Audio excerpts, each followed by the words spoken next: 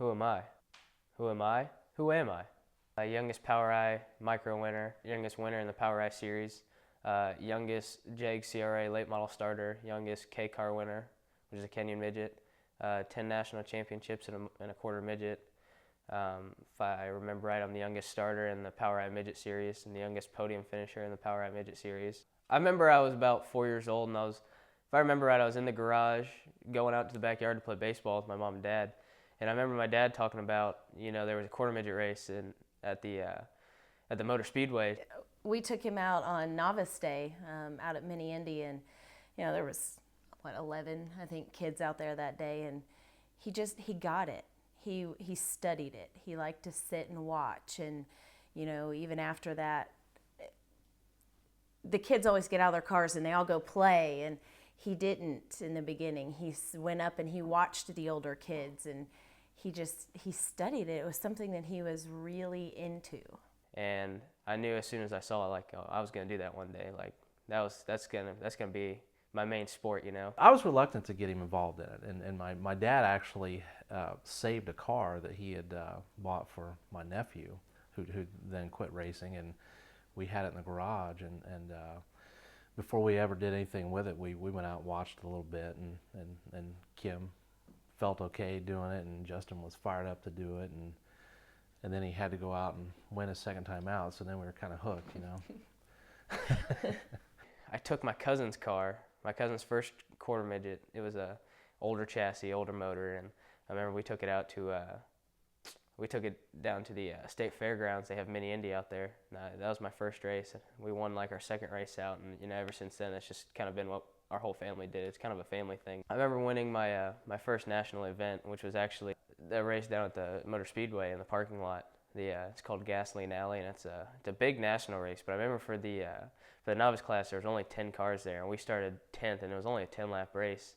I remember I made a pass coming out of turn 2 on the backstretch to take the win, and it was pretty cool. And so that was pretty much, I guess you could say, instant success. We've won 10 national championships in the quarter midget, and then moved up to the micro sprints, and ran pretty well there. It took us about a year because I was playing travel baseball and I wasn't racing much, but then I decided I was gonna be done with travel baseball and just race all summer long, and that's kind of what we've done ever since. That was back when I was 10 or 11, and we've been hitting it pretty hard ever since. In Fort Wayne, we started off when I was 14. We took Steve Clay's midget up there. I remember he and my buddy Paul Smith kind of got me into that car. Steve called me up and said, "Hey, I got a midget. Let's just put your seat in it. We'll get it ready and go run." So we took it up to Fort Wayne, and we kind of had success right off the bat. My very first midget race was up there, and we finished third that night, and second night, and we ended up being the overall champion. Then the second year we went there, and the first night we had a DNF. The oil tank or oil cooler fell off. I don't know, it had something to do with that. And the second night, I became the youngest winner in the Fort Wayne midgets. And then last year, they turned it to a 3-day show instead of a 2-day show. The first night, we were pretty good. We were a little loose, and we started on the pole, led 33 laps, and ended up falling back to 4th. Then the second night, we took the win. It was the best car's ever been up there. The whole crew had it going.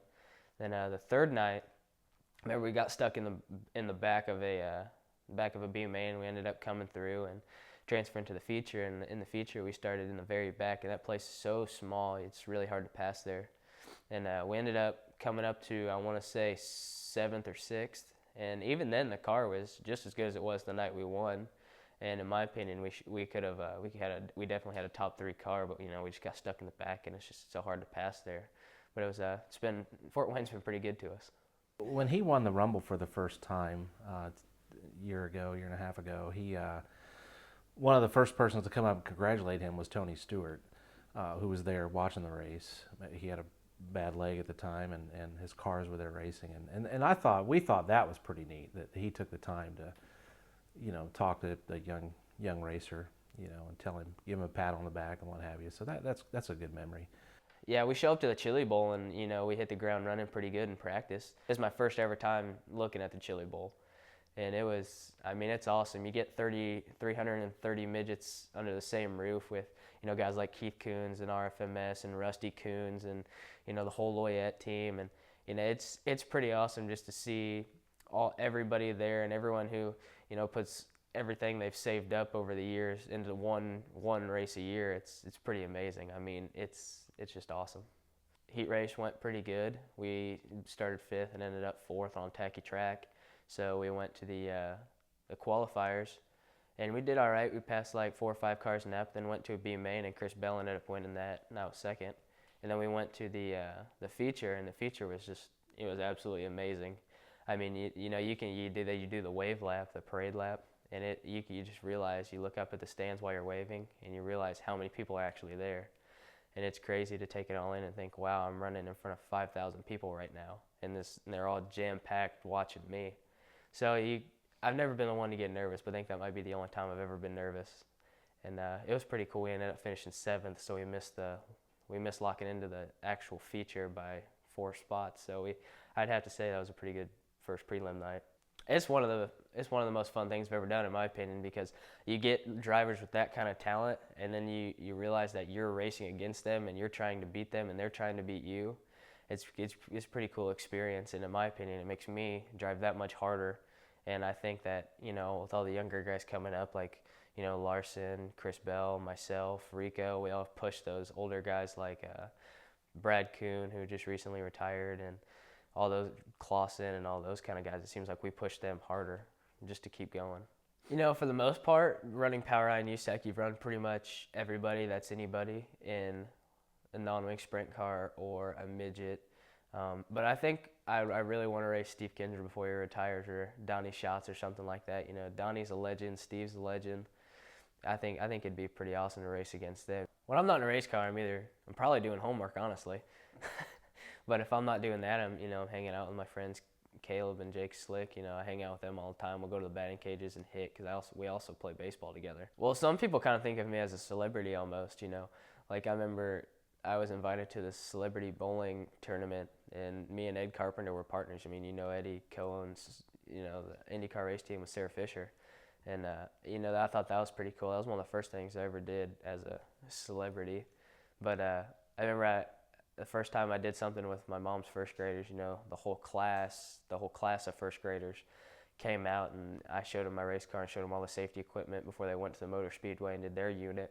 And I was there for an hour and a half, just showing them stuff about the Hans device, the helmet, the hybrids, the suit, and what all the protection does for you.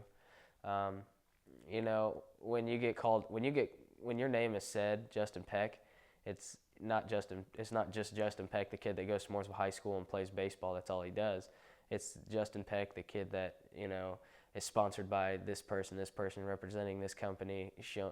Gotta be, to me, I have to be more of a man than I have to be just a teenager anymore, because you kind of got to carry yourself with that persona that you work for somebody and you don't want to represent their company poorly.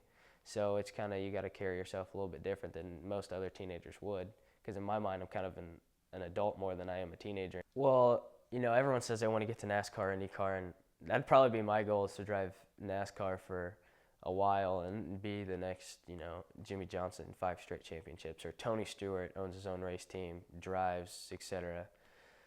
But realistically, any way I could make a good living racing, that's probably be what I want to do. I want to be, you know, that guy that goes races every weekend but still can provide for his family well enough that, you know, we can all live together and be a happy family, and not, you know, cut sacrifices just for me personally. You know, I want to make everyone around me happy, and I can tell you that my main goal from here on is to pay my parents back every penny they've spent on me racing. Who am I? Who am I? Who am I? Who am I? I am Justin Peck.